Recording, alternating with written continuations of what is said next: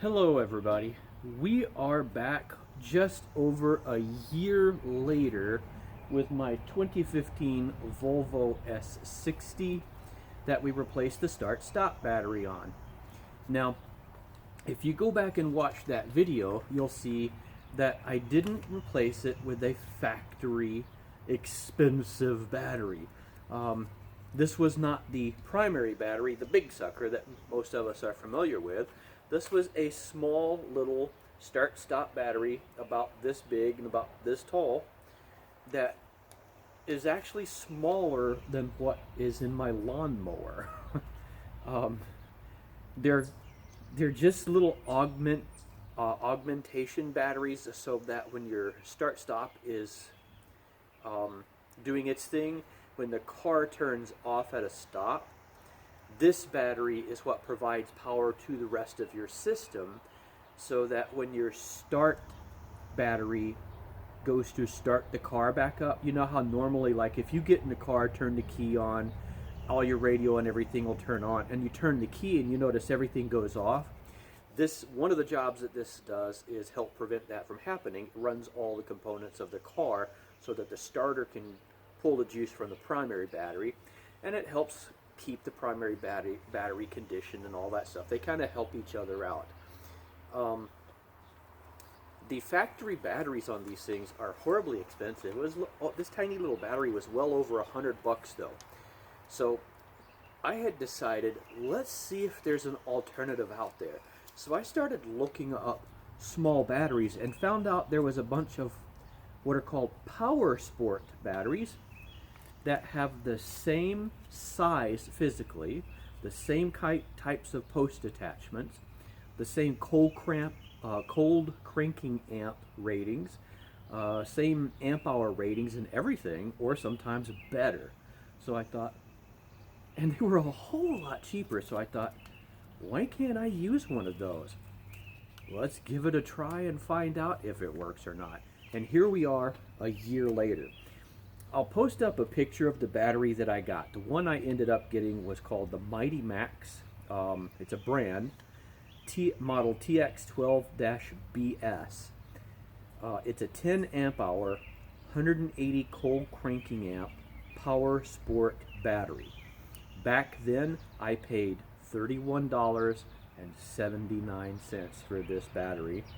That was 5/31 of 2021, and today it is 6/24 of 2022. So just over a year that battery has been in this car.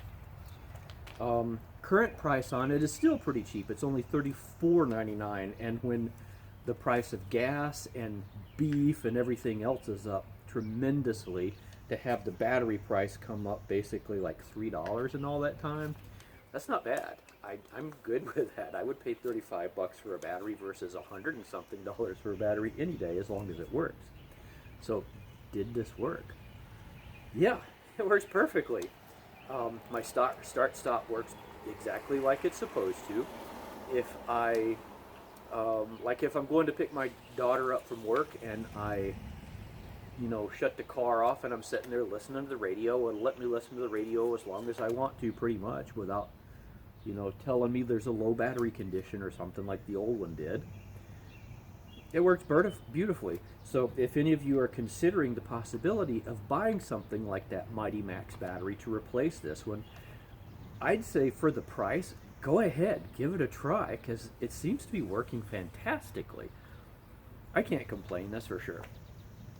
And I'm not sure how Volvo goes about the whole process of determining whether these batteries are bad or not. Maybe if I did the relearn process, and I think I might have even tried that on the old battery, it would have said it was fine again. Who knows? But consistently, it kept telling me that I couldn't listen to the radio more than like 60 seconds after I shut the car off. My start-stop wouldn't function. None of that.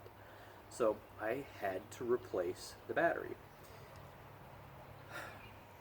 The interesting part is I decided not to throw the battery out or take it to a recycling center. I just kind of tossed it in my garage and just put a maintenance charge on for the winter.